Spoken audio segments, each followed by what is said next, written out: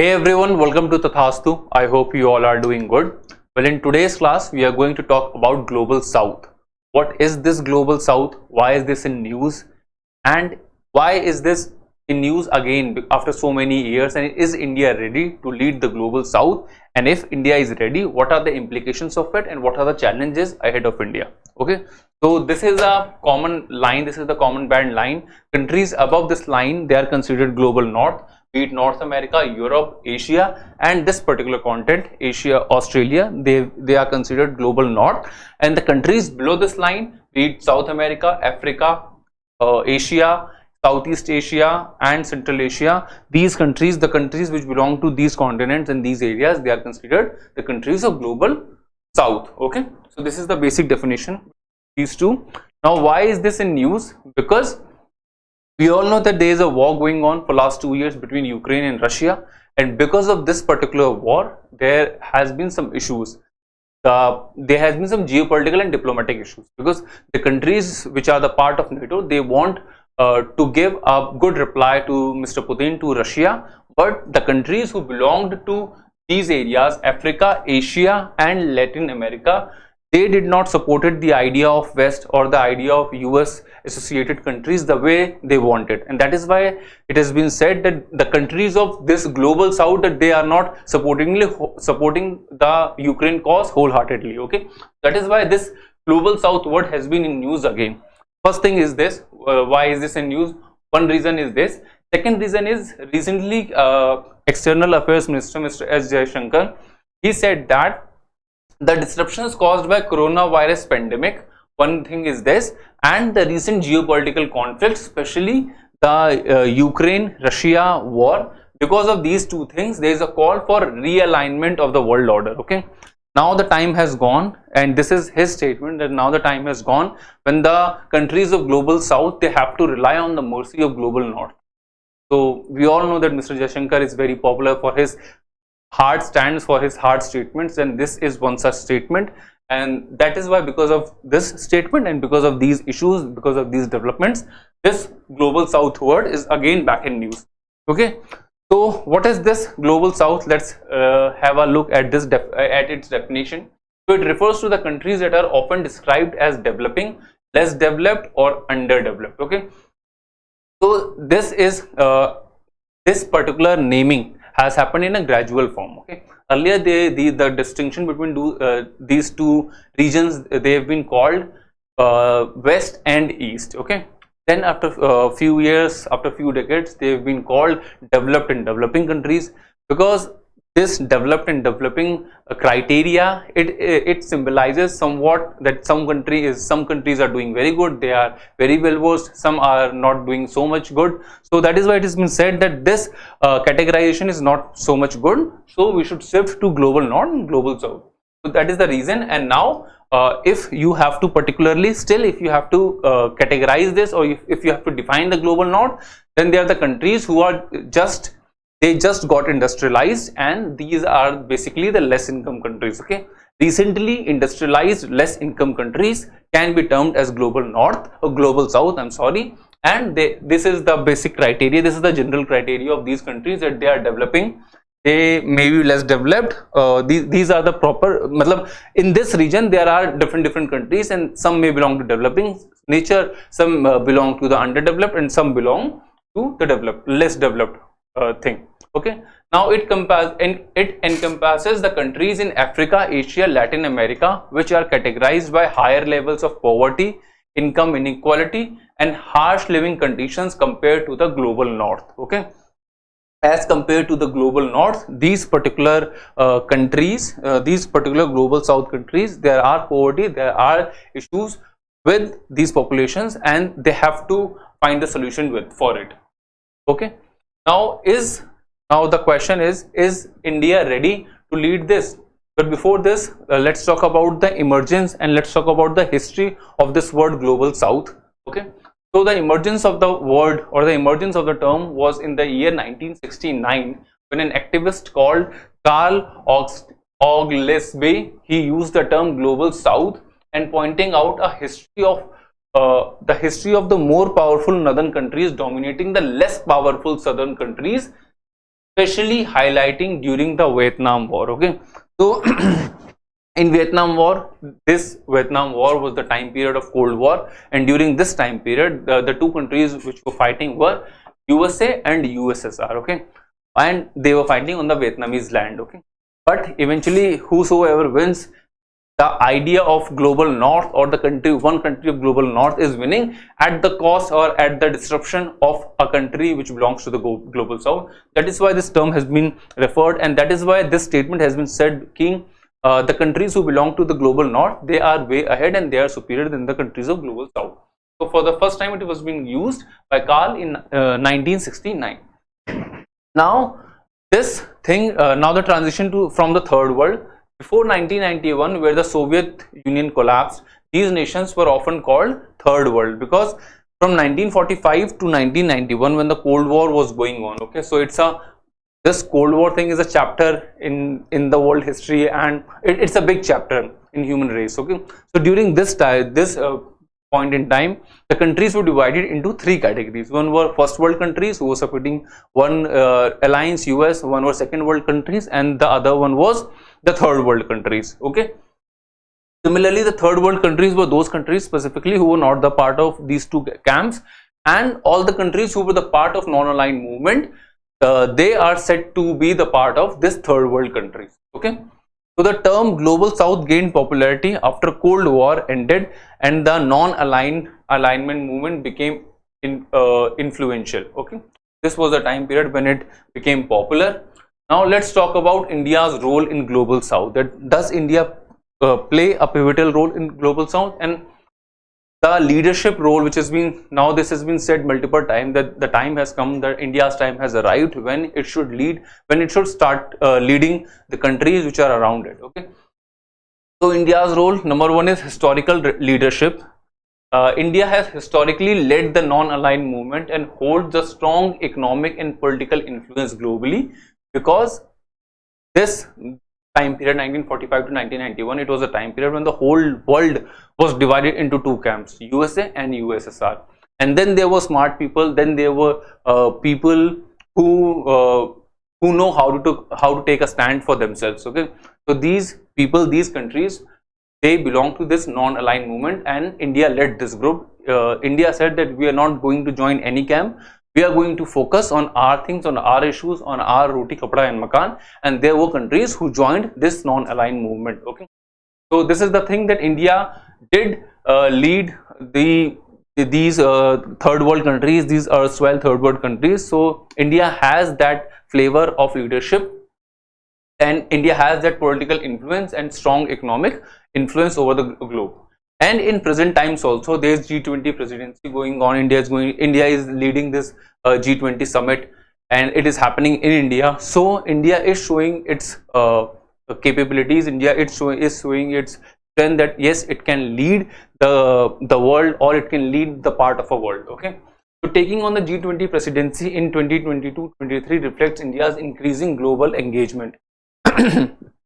Third is, what is the India's role? So third is voice for global south. As the leader of global south, India advocates for its interests and its concerns, and as one of the most emerging countries of this Asia, as we say that India, this 21st century belongs to Asia, and it has been said that particularly it belongs to China and India. But the way we discussed about the downfall of Chinese economy and the debt and the deleveraging which is there in the China, so it seems like that stagnant phase has arrived for China. It seems like for next 10-15 years maybe China is going to stay where it was, or maybe it go down from there. But for India, it's just the start of a story, and maybe India is in that position where it can lead to several other countries, can provide lead to several other countries. Fourth one is alternative narrative. India's involvement brings a fresh perspective to global geopolitics, highlighting global South's viewpoint. Okay, so while discussing de-dollarization and these kind of topics, we discussed how these countries who have gained their territorial independence, now they're looking for their financial independence, and they're looking for the ways through which they should govern themselves. Okay, and India is one of those countries, be it India, UAE's this trade deal where they are going to exchange their currencies without using US dollars. Okay, or India is a part of BRICS, and there is talks of 6 BRICS expansion, and 6 new countries have joined BRICS also. Okay, so this is the part of going towards a multipolar world, and India is a great voice for that. Okay. Fifth point is climate advocacy. India defends global South's interest in climate discussions against global North's pressure. Okay. So the global North, why? Because it has been said, it has been promised by the countries of so-called global North that they are going to provide $100 billion to climate adaptation and all these things, and these were just chupni chupdi baatein, and they haven't done anything for that. Okay, and now there is India who is saying that we haven't achieved that kind of industrialization, we haven't polluted, so we haven't polluted the world the way you have polluted it. So let us give us some time, let us develop, let us take our time, and let us focus on the development aspect. And as you have been on other side of the rope, so maybe you can focus more on these kind of things. Okay, so India is trying to put the case forward, be it on the from the side of these developing and underdeveloped countries. Okay.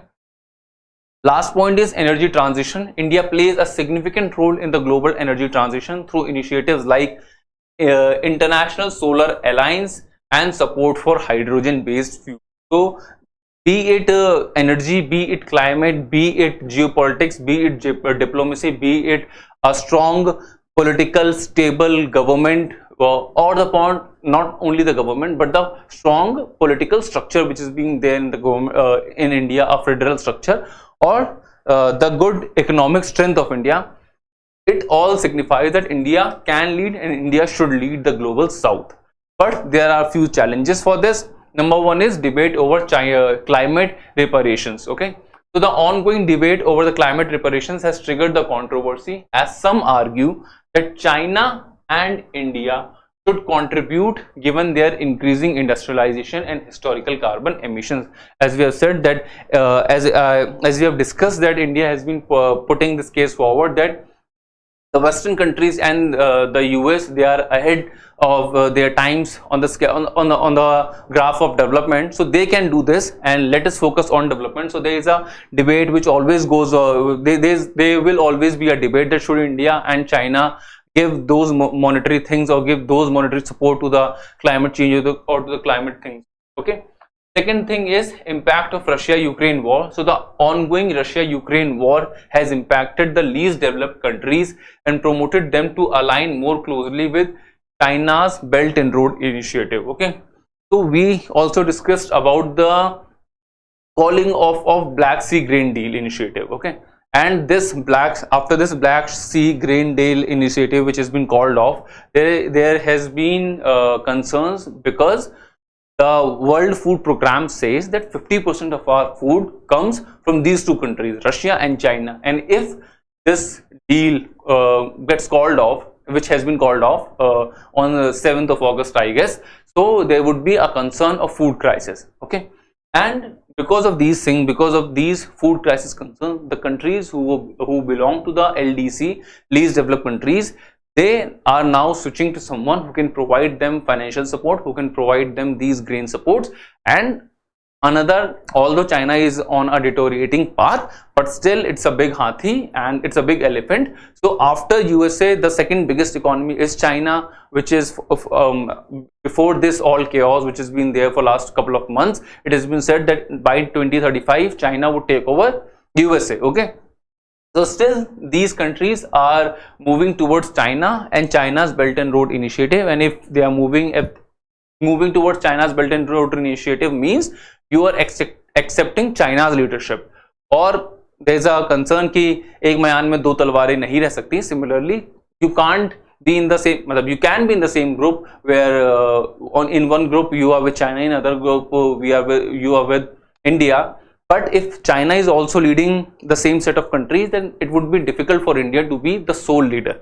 Okay, so this is one challenge. Thirdly, the dominance of the US. Despite the shift to a multipolar world, the US still dominates international affairs, posing challenges for the consolidation of the global South. Yes, it has been said that there has been call for de-dollarization. Yes, it can be said that there has been call for a multipolar world. But despite this de-dollarization, despite these multipolar worlds, still this US will be US for some time, for few more decades, I guess, for 1 or 2 more decades. This downfall is not going to come just in a switch, or in a click of a second, or in a click of a button. So it is going to take some time, and because US is going to stay there as the Uncle Sam of this country, so this particular leading of this global South, it might get bit tricky for India. Okay, so what should be the way forward? The way forward could be the collaboration between global South and India can lead to significant advancement in various fields, as we know, because these countries and their alliances with India and their aspirations and India's aspirations, they are quite similar. So one thing could be active engagement. India must actively engage with the regional politics within the developing world to champion the global South. Okay, one thing is this, and second is tailored policy approach. Okay, if there is one thing, there is another thing, then there is a thing which is between them. Okay, so that madhyam marg which is being propagated by the Buddha, this should be taken care, this should be adopted. Tailored policy approach. It is crucial to recognize the diversity within the global South. Yes, there is diversity because there is Southeast Asia, because there is Middle East, because there is Asia, because there is Latin America. So there is diversity, and you need to address that and develop a policy vision that addresses the varying needs and the capabilities of its members and its countries. And by recognizing those needs, by recognizing what is the demand of those particular regions and those particular countries, then only you will be able to solve the problems of those regions. Okay, and if India is doing if India is taking the initiative in this, if India is leading this group, then it has to see this in a dynamic and in a more holistic approach. Okay, so this is it with the class, and we discussed about the global South and what is global South, what was the origin of global South, what are the implications if India wants to lead it, and how can India lead it. Okay, so we're done with the video. We'll meet in the other class. Until then, take care. Bye bye.